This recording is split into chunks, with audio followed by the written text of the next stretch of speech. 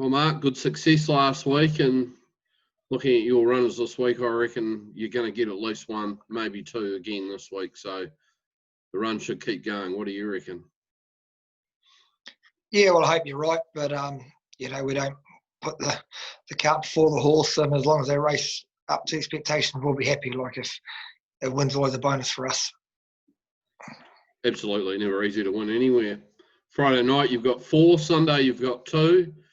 Kicking off Friday with Kowhai Sundown. He's in a pretty handy race for him, I thought, on Friday night, actually. Certainly field size-wise, only 11 runners. How do you stack up his chances? Yeah, it's a good competitive race, only 11 in it, but you probably make a case for, all horses there, and it's good to see the one-win horses drop back against the lower grade ones. So it stacks up pretty good for every horse. He made mistakes last week, which was not like him, and made 2 of them, which was pretty frustrating. But his work this week's been good, and all indications are he's back to normal. So if he does things right, he's a definite upset place chance in that field anyway. Okay. Majestic Lavros, well, on paper again, probably the best of the team, and with no Vacation Hill in there this week, I thought probably the way it looks clear for him to go very close to winning. Yeah, we got beat by a better horse last week on the night, and I'm sure he'll improve with that run. He's pretty big in condition. He's come through it great. So he scanned up good during the week. Everything's good with him, and pretty frustrating with the handicapping. It's only a 5-point spread, and he copped 10 metres when there's a lot more race winners off the front, and Michael Houses and Phil Williamson's horse are pretty hard done by too. So I think he's still good enough to give him 10 metres and beat that field. You would like to think so. I think he should be the bet of the night. Then we go on to the 8th, and Burnham Boys back again, and 26 Stan this time, a little bit of a different race for him, but after his performance last week, you would have to like his chances if he's trained on.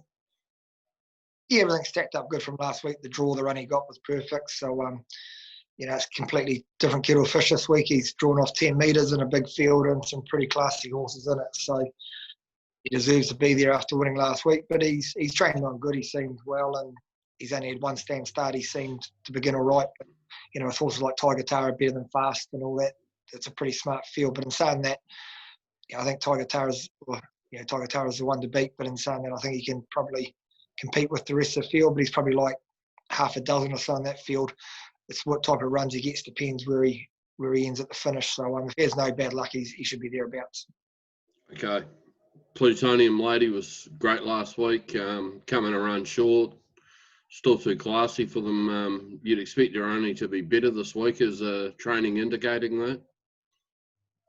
Yeah, it was only a trial run for her last week. The way she won, she pulled up at the finish there and won pretty easy. But we decided to go this week. I think it's a good decision, and she's trained on pretty good since and hasn't missed a beat. So the work was pretty good this morning, and we see the Mark Purdon runner, Nelly Rasmussen, drawn 1 in Aquacenta, but I think it's definitely the one to beat. But she's quite a nice filly mine. I'm sure she'll compete well.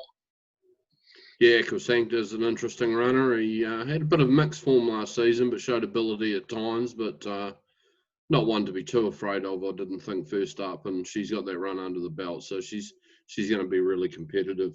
On to Sunday, Queen of Dance sneaks in, barrier 3 off the front, 2,600 metre stand, probably the type of race that you really wanted to order for her, if you like, and she's going to get every chance there by the look of it.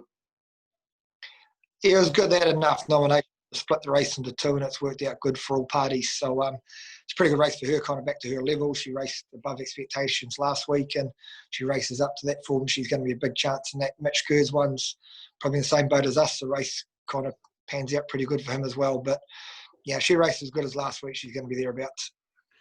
Yeah, she certainly is. I think the stand starts at her go, and she gets an advantage there. So she's going to be a great chance again in the 6th on Sunday. And then Kowhai Sundown's in again, but what has he drawn? He's drawn the car park. 16 unruly, 2 over 2,000 metres. It'd be a fairly big effort to get up and win from there. Yeah, probably near on impossible over 2,000 metres, and they've got a full field for a pretty rare 2,000 metre stand for the trotters, but it's good to see a bit of variety chucked in there. So it just depends on what he does on Friday night, whether he backs up on Sunday. He's due for a spell, so we'll make the decision on Saturday morning how he pulls up. But at this stage, he's only probably 50-50 to go around. Okay. Best of them? It'll be a toss of the coin, I guess. Majestic, Lavros, Plutonium, Lady, would it? Yeah, I'd probably lean definitely towards Majestic Lavros. Like, there's no Purdon Rasmussen runner in there, and yeah, it's only a small field. And he should have a quality edge on them if he does things right. I think he's the best horse in the race. Plenty of form to do this week with the blue and the gold stars back, or the silver stars, sorry, back. There's going to be a number of runners that are going to come to the fore out of that stable in the next few weeks, and the invasion starts Friday night. Yeah, it's going to be great for racing. They're going to turn up with some quality horse flesh, and even looking at the trials today, they've got a hell of a lot more to come out. They had Ashburton and Rangiora today, and also, Robert Dunn had a pretty big team at Rangiora today with a fair bit of horsepower too. So it's only going to get harder from here on in, and there's going to be some pretty good racing and hopefully get some good matchups. And yeah, it's just interesting to see Purdon Rasmussen with all these rising 2-year-olds and, a team heading to Auckland and that they're going to spread around the country. So, hopefully we see some real class animals, which we will, and I'm pretty sure they'll have a pretty big head start on the premiership after a few weeks anyway. It's interesting, isn't it? In talking to Cran last week about Krug and how they didn't have that hard racing in them for, the time of the year where they normally would, and these horses are all going to, in the end of the day, benefit greatly from it, even though they haven't won the money. So we're going to see some super races as horses, the 3-year-olds, particularly after Christmas, aren't we? We're going to see possibly one of the better 3-year-old crops in particular we've had. Yeah, I think we're going to see great racing for probably 12 months this season because, the 2-year-olds that haven't raced, and even Krug was lightly raced, like they've held back, and all their big races from the 2 have been put back till their 3-year-old year, and it's going to space them out and they'll race all year. So it's probably going to be pretty good racing and some very good matchups for all season, and probably races you look forward to, week after week with all these nice horses racing each other. So the way it's panned out, it should be pretty good. And then you've got Cup Week just around the corner, and the free-for-all horses are trialling at the moment. So it's a pretty exciting time, good for the punters and good for the spectators, and so it'll make pretty good racing. Sure is, Mark. Fantastic. Well, good luck again this week. I'll be surprised if you don't win one, but you've still got to turn up and do the job, so good luck. Yeah, as I said, we'll be happy we get one, and we'll try for more. But we'll just take what we get and hope for no bad luck. Excellent. Thanks for that.